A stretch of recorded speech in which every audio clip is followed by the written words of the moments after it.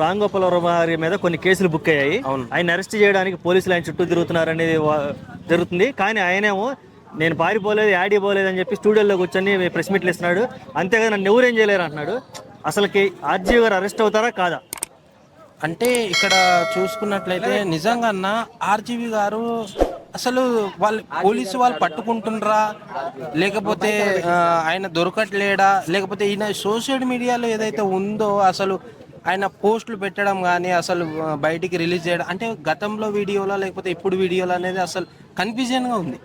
అంటే గతంలో మాట్లాడిన ఇప్పుడు రిలీజ్ చేస్తున్న ఇంటర్వ్యూలు ఇస్తుండు, ఏదేదో ఆయన మాట్లాడిన అన్ని కాఫీ తాగుకుంటా నన్నేం పట్టుకోలేరు, నన్ను ఏమి చెయ్యలేరు అన్నట్లు ఆయన మాట్లాడుతున్నారు. మరి ఈ పోలీస్ వ్యవస్థ ఏదైతే ఉందో అది అసలు పట్టుకుంటలేరు వాళ్ళు. అంటే అంటే ఎంక్వైరీ చేస్తుండ్రా, ఎంక్వైరీలో ఉన్నారా వీళ్ళు, అసలు లేరా, అసలు పోలీస్ వ్యవస్థ ఏం చేస్తుంది అసలు తెలియట్లేదు. అసలు ఆయననేమో పోస్టులు అసలు ఎట్లా పెడతారు, నన్ను ఏమీ చెయ్యలేరు, అసలు ఎంత గట్టిగా మాట్లాడుతుండే నిజంగా ఆర్జీవీని ఎందుకు అంటే ఆయన ఏమీ చేయలేరు అనేది రాష్ట్ర ప్రభుత్వాలని సవాల్ చేసినట్టే యాక్చువల్ గా. అవునవును.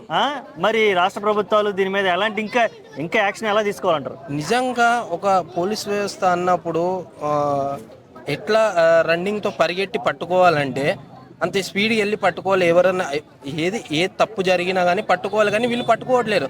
కానీ మనోడు ఎక్కడున్నాడు కానీ సోషల్ మీడియాలో పోస్టులు పెడుతుంటే నాకు అసలు ఏందిరా బాబు పోలీసు వ్యవస్థ ఏం చేస్తున్నారా అనుకున్నా నేను.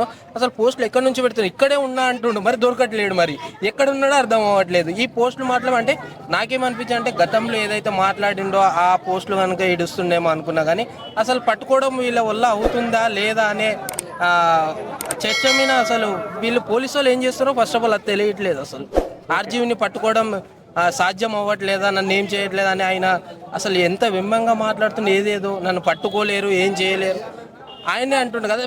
సో ఏదైనా సరే కానీ ఆయన వచ్చి మరి కోర్టులో ఏదైతే ఆయన మీద కేసు బుక్ చేశారో అది చెప్పొచ్చు కదా. ఆయన గిట్ట బయటికి రావట్లేదు.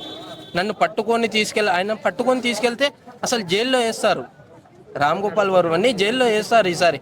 కానీ పట్టుకుంటారు, లేట్ అయినా సరే కానీ కంపల్సరీ ఆయన ఎంక్వైరీలో ఉన్నారు, ఎంక్వైరీలో పట్టుకొని ఆయనకు శిక్ష ఏది ఉందో అది వేస్తారు. ఇంకా జగన్ గారికి మీకు లిటిగేషన్ ఏంది, ఎందుకు ఈ పార్టీని నువ్వు టార్గెట్ చేసి ఇటువంటి పోస్టులు నువ్వు ఎందుకు పెడుతున్నావు, దేని గురించి పెడుతున్నావు అంటే జగన్ గారికి మీకు సంబంధం ఏంటి, అసలు ఎందుకు పోస్టులు పెడుతున్నావు? జగన్ గారికి ఇట్లా అన్నారు మొన్న, ఎందుకు అనవసరంగా అతన్ని మీరు కేసు వేయడము అది అంటే జగన్కి మీకు ఏంటి సంబంధం అసలు ఇక్కడ? అసలు ఎందుకు ఇటువంటి పోస్టులు ఎందుకు పెట్టాలి? అసలు అవసరం ఏంది రాజకీయానికి, ఈయనకి ఏంటి అవసరం ఏంది? అసలు ఈయన సినిమా తీసుకున్నప్పుడు సినిమాలు తీసుకోవాలి కదా, సినిమాలు తీసుకోకుండా రాజకీయంలోకి వచ్చి ఇష్టం వచ్చిన పోస్టులు పెడితే ఎవరు ఊరుకోరు ఇక్కడ. అంటే గతంలో ఆయన అనేది ఏంటంటే ఎప్పుడో పెట్టిన పోస్టులు అయ్యి ఇప్పటికిప్పుడు హడావుడిగా వాటి మీద కేసులు పెట్టి నన్ను అరెస్ట్ చేయాల్సిన అవసరం ఏందని ఆయన క్వశ్చన్ వేస్తున్నాడు.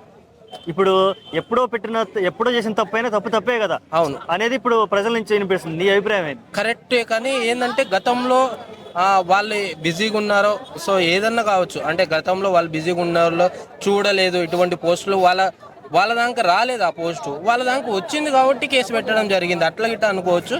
కాకపోతే ఈయన దొరకపోవడం పెద్ద విచిత్రం. అసలు ఏంటంటే సోషల్ మీడియాలో అసలు ఏ పోస్టు పడితే అవి పెడుతున్నాడు, మాట్లాడుతున్నారు, అన్ని చేస్తున్నారు. ఎందుకు అరెస్ట్ చేయాలి నన్ను, దేని గురించి, ఇటువంటివి ఎన్నో చేసిన ఎన్నో మాట్లాడినా అన్నారు. కానీ ఆయనను పట్టుకోవడం వీళ్ళ సాధ్యం అసలు వీళ్ళ వల్ల అవ్వట్లేదు. అసలు ఫైనల్ గా అసలుకి ఆర్జీవిని అరెస్ట్ చేయాలా వద్దా? 100% అరెస్ట్ చేయాలి. ఎందుకంటే అటువంటి పోస్టులు పెట్టడం చాలా తప్పు.